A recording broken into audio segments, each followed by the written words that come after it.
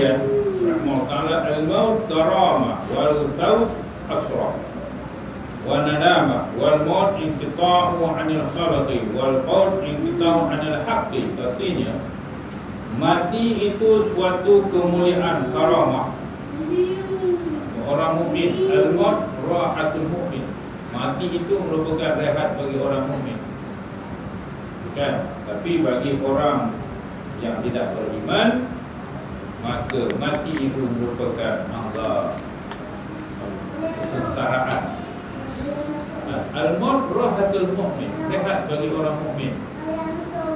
Rehat tu tak gaduh nak hantar anak pergi sekolah dah, tak gaduh nak pergi cari rezeki dah, rehat dalam kubur. Takkan duduk dalam kubur, nak bini nak arah lagi, bang, kan, bangun kerja, mati dah. Rehat, rahatul mukmin. Rehat bagi orang mukmin, tak gaduh dah. Ini dia tuan-tuan. Mati ni, kita jangan bayangkan mati ni kubur, masuk dalam kubur dan habis hancur. Tak, bukan tu. Kita bukan bayangkan itu, kita bayangkan alam yang ada di sebalik. Kita akan rasa seronok nak pergi alam sana. Kita akan rasa seronok nak pergi.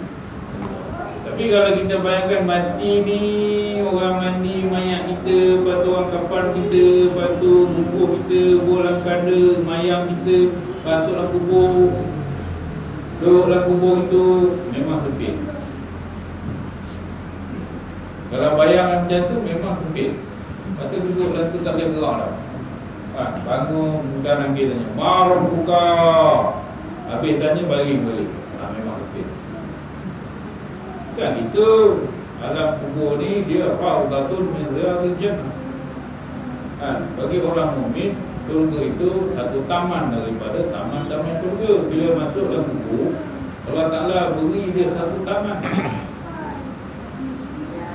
Kan atas dunia ni duduk dalam satu taman pun, duduk dalam satu taman je, tak pergi ke mana pun. Kan okey lah, okey lah. Taman Bukit Jaya, satu taman je, duduk dalam taman. Ada ke duduk taman Bukit Jaya? Tidak, taman pergi taman lain pula lah, pergi taman lain pula lah, beli rumah taman lain pula lah. Tak, dia duduk Bukit Jaya lah. Jumpa orang tu juga. Kan, balik-balik Haji Ismail, balik-balik Haji Dolar, muka tu je. Kan, balik-balik Rosli, balik-balik Haji Reza, jumpa satu je. Kan. Tapi kalau sehari tak jumpa Rosli boleh tak? Tak boleh. Ada jumpa Rosli hari. Tak pagi, petang malam, betul. Minggu